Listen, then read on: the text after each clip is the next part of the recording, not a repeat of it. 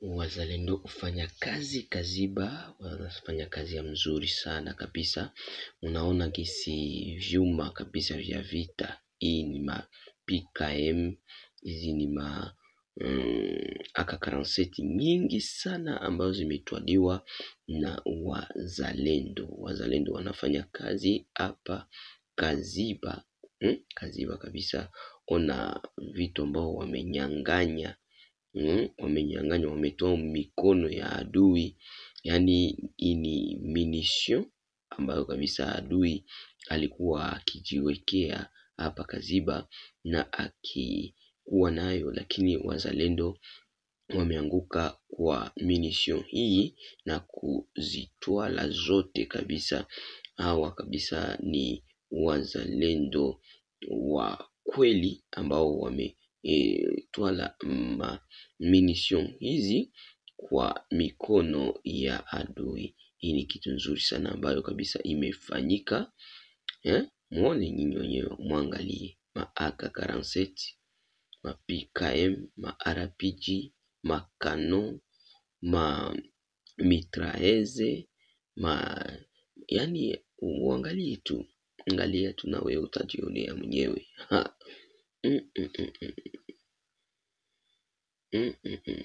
Hapa ni Kaziba. Yes, wandugu wapendwa, ni mimi wenu Kolomboka, mwenyekiti mwenyewe, mfalme wa habari, ambao nimekuletea habari za asubuhi kwa muda huu kabisa, nikikupatia moja kwa moja nikikupa leo katika siku ya kuchia leo ambao tuko kabisa. Paul Kagame amefungua kinywa chake sasa kwa kusema ajili ya probleme ya Kongo, na kwa boga kubwa sana anasema ya kwamba mbele yeye wamufikie kwake lazima aje kwanza apigane na we, awezi akakufe sawa vile mende inakufaka. Ndio vile anasema awezi akafariki kama mende, lakini yeye atafariki kama mwanaume akipigana. Na hii ni kitu ambayo yeye mwenyewe amesema mbele ya taifa la kwake, akisema ya kwamba yeye ataishi lakini maisha yake yote ni ya vita.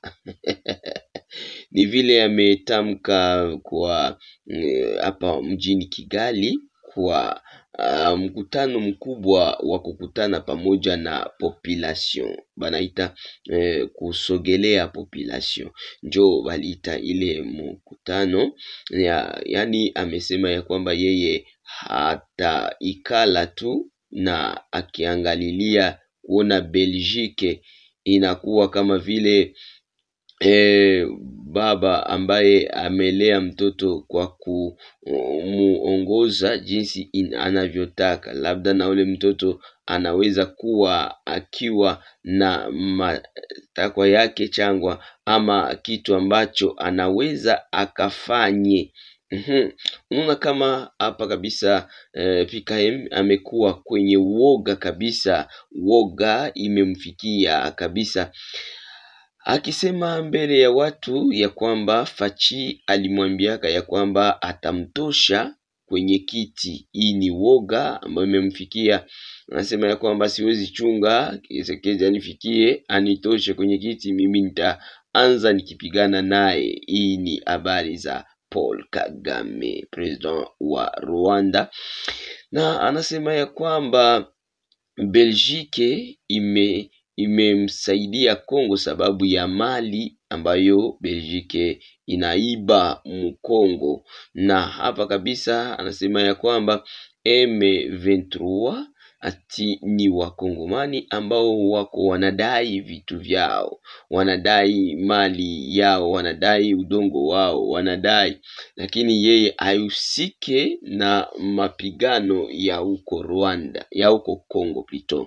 Anasema sihusike na mapigano ya huko, lakini mimi nitaendelea kupigania ukweli wetu na ukweli wangu, sababu wale nderahamwe ambao wanakuwa katika nchi ya Kongo, wanataka kuja kuua tena watu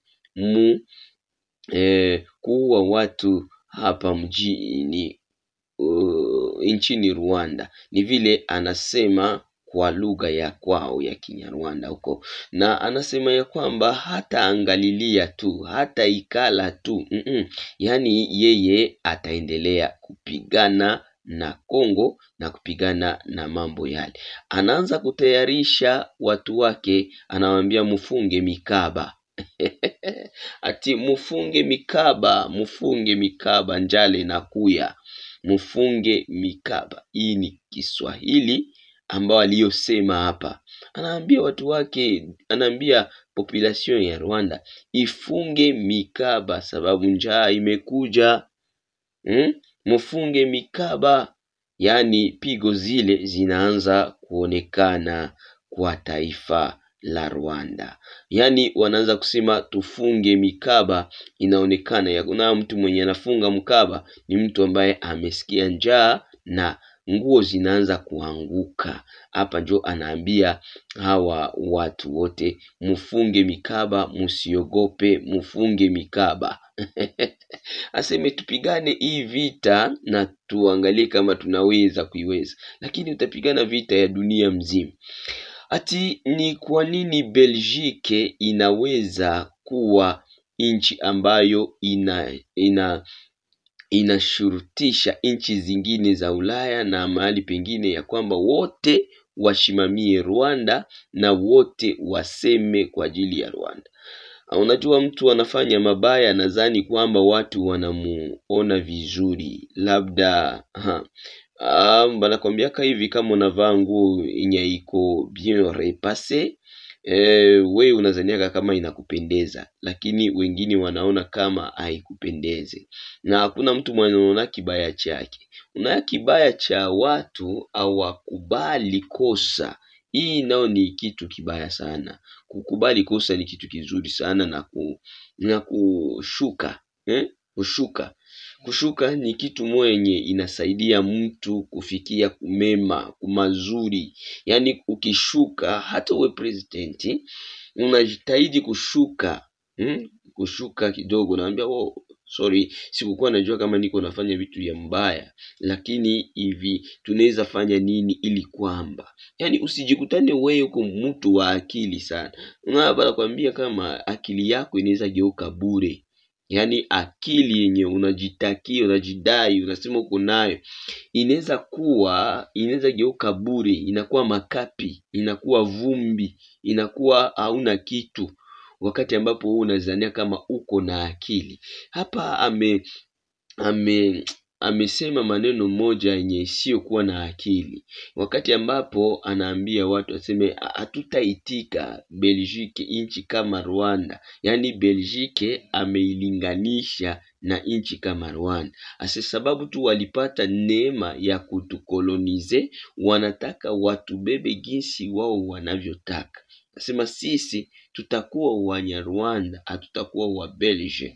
Na hapa hii ni maneno ya kukera moyo kwa nchi za Europe, inakera moyo. Yani hakuna ile hali ya kushuka.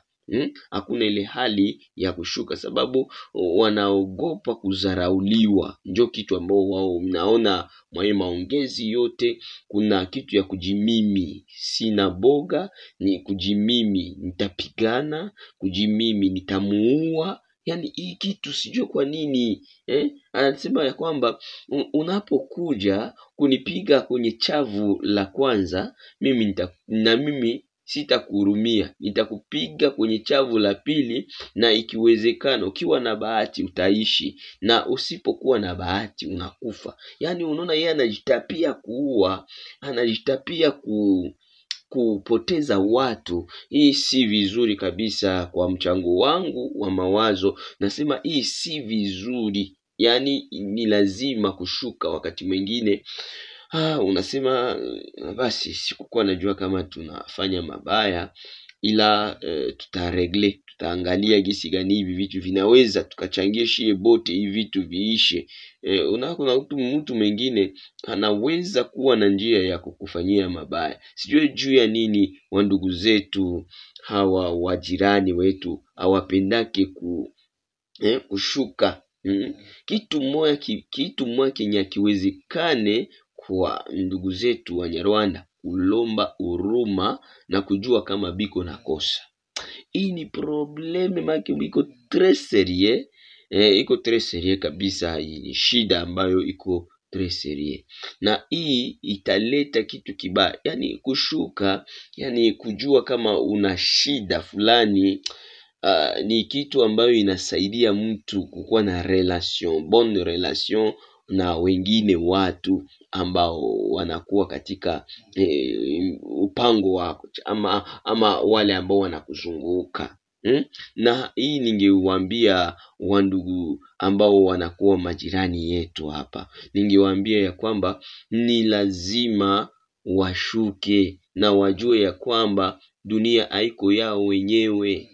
Dunia hii ni yetu sote, maana Mungu alitutia sote kudunia juu tuishi na amani na watu wote. Lakini tamaa ni kitu mbaya. Tamaa inatuma usifike kwa kile kizuri kenye Mungu alikupatia. Yani unapata sifa, ile sifa inakupatia tamaa. Unaona kama vyote wewe ndio tunaweza bifanya. Unaona kama wewe kuua haina probleme. Ukiua mtu unamuua, hakuna shida, hakuna mwatakuuliza. Labda amjue kuwa president si kukuwa mkubwa, labda nyie amjue. Biblia ndio inasema ukitaka kuwa mkubwa kuwa mtumishi wa wengine. Ndio vile Biblia inasema ukitaka kuwa mkubwa kuwa mtumishi wa wengine. Na hapo unapokuwa mtumishi wa wengine, hapo utakuwa wewe ndio utakuwa mkubwa, sababu wale wengine wote watakuwa wamekutafuta wewe juu uko mtumishi wao. Sasa nikwambie kama haiko vizuri kujimimi, haiko vizuri kujitia, haiko vizuri kukua. Yani ni ile ninasikia PKM president wa Rwanda amesema ya kwamba yeye hana woga, atapigana na mtu mwatakia kumpiga kuchavu ya kwanza, yeye hata chungo mpige kuya pili, hapana. Yeye kabisa naona bwana na kiburi kabisa. Lakini basi hakuna cha kufanya bwana, kila mtu na jinsia yake kabisa. Na hii ni uchambuzi wetu, ni uchambuzi wangu, ni maono yangu. Mtu anakuwa na maono yake ambaye anaona naye kudunia. Asante sana kwa mapambano ambayo imepitikana huko ngambo za Kaziba. Wandugu zangu, nakwambia wazalendo kutoka Manyema wameacha rage. Lakini si vizuri kusema kwenye watu wanatoka. Ni vizuri sana kusema kazi ambao watu wanafanya. Si ni vile, yani ni wazalendo wote kwa jumla. Nikwambie tu kama wanafanya rage, wanapigana mpaka moshi na ruka na vumbi imeingia mumetu ya M23. Yani wanakutana avance yao inakuwa nguvu sana kabisa. Na hapa wanaanza kulia, wanaanza kujiuliza qu'est-ce qu'on peut faire. Yani wanaanza kudondoa machozi, wanaanza kudondoa kabisa maji ndani ya nyuso zao. Yani nikwambie tu kama wamepiga M23 mpaka M23 inalia sawa watoto wadogo. Zaidi tena wamekimbia. Baba we, wamekimbia. Wamekimbilia wapi sasa? Wanaanza kimbilia ngambo za Mumosho, na wengine wako Nyangezi ambao kabisa ni wa blessé de guerre. Wamelumia ya mingi sana, hata wanakosa na ambulance Yani walienda na beba watu wao kumugongo, sababu wanakosa hata na ambulance ya kubeba, na wengine banabakia kule. Yani ni makapi kwingine kabisa, na vifaa vyao wanatupa, vifaa vyao vya vita wanatupa. Hapa unaona kama ni kitu kizuri sana ambacho kinafanyika kabisa na hawa wazawaza ambao kabisa ni watoto wa mgini. Unaona wanakuambia kama kilonda cha mtu mwenyewe ukisikia, labda wewe hauwezi sikia kilonda cha mtu mwingine, lakini kilonda cha mtu mwenyewe ukisikia, yani nikwambie tu kama wazawaza wameshimama katika upande mkuu kabisa wa kupigana vita na kushinda vita. Kwa hivyo wanasema pas de retour, pas de retour. Haya, yani pas de retour, hakuna kurudi nyuma. Kitu wanaita kurudi nyuma ni hapana. Yani hakuna repli strategique. Yani hapa nikwambie kama Bukavu wanaanza kuonja habari za vita. Na usiku wa leo nikwambie habari za Bukavu. Usiku wa leo Bukavu masasi imelia mengi sana huku ngambo ya Atene Dibanda. Huko kabisa nakwambia kama quartier Atene kabisa masasi imelia mengi sana. Najua watu ambao wako Bukavu wanajua hii kitu. Yani imelia usiku huu ni nyingi sana, na waaskari walikuwa wengi katika usiku mbarabara. Yani walikuwa wengi, yani boga imewashika, na moto bakakata moto ya vile ya Bukavu. Unaona kama deja hapa inakuwa ni boga. Walipita na kata moto mu centre ville de Bukavu, ngambo ya vile yote Atene yote balikata moto, mupaka ngambo ya lycée walikata moto, na place du 24 walikata moto. Yani unakutana walikosa cha kufanya walikosa cha kufanya. Donc ni kusema walikuwa wenye woga kabisa. Na nikwambie tu kitu kingine kinye wewe kukuwa unajua, kuna wazalendo ambayo waliingia katika muji kuja kuangalia kwanza jinsi muji inakuwa wakati za usiku, na hawa wazalendo hawakupiga masasi mengi. Sasa wenzao wakati walisikia vile wakakatisha moto, wakaanza piga masasi ya boga. Acha nikwambie kama mambo iko mungoe, mtapata cha mtemakuni. Mtaona kama mutu ni wengine, mutu ni watu, ndio wanasemaka mutu ni watu. Wandugu zangu ambao mmekuwa pamoja nami katika asubuhi hii ya asubuhi, naendelea kukuambia ya kwamba mambo iko matata kabisa katika uwanja wa mapambano. Kuna kitu wanasema ya kwamba ni mambo sawa sawa. Mambo sawa sawa, Yesu akiwa upande wetu, mambo sawa sawa, mambo sawa sawa, mambo sawa sawa. Yani Yesu akiwa upande wetu, mambo yote ni poa, ni shwari kabisa. Yani hakuna ambaye tunaweza tukatafute tuikosi, sababu Yesu yuko upande wetu. Wazalendo mwende kumapambano na Yesu, na atawatangulia. Yeye ndio atakuwa jemadari, yani ni simba wa kabila ya Yuda, na nyinyi ni simba la kabila ya Kikongomani. Yani mtatembea pamoja na Yesu huko kabisa, na ninajua kama mababu wetu hawatawaacha mahali pote mnapoenda. Najua kama na watoto, damu ya Kongo haitatoka pembeni yenu, sababu itawakumbusha ya kwamba jukumu yenu ni sherti iwe. SADC imesema ya kwamba haitatoa majeshi yao katika ardhi ya Kongo kwa sasa. Anasema ya kwamba wanachunga waangalie kama maongezi itapita namna gani, na hapa inaweza sasa ikatoe baada ya maongezi. Yani unasikia ya kwamba kunakuwa kitu kingine pale kunakuwa mambo mengine, kunakuwa ingine sauti pale.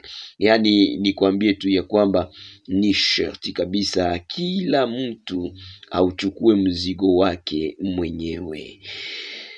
Wandugu wapenda, ni mimi wenu Kolomboka, mwenyekiti mwenyewe, mfalme wa habari, ambaye kabisa nimekuja kukupa moja kwa moja habari zetu za siku ya leo. Nikwambie tu ya kwamba utashinda mzuri wakati utakapoamka.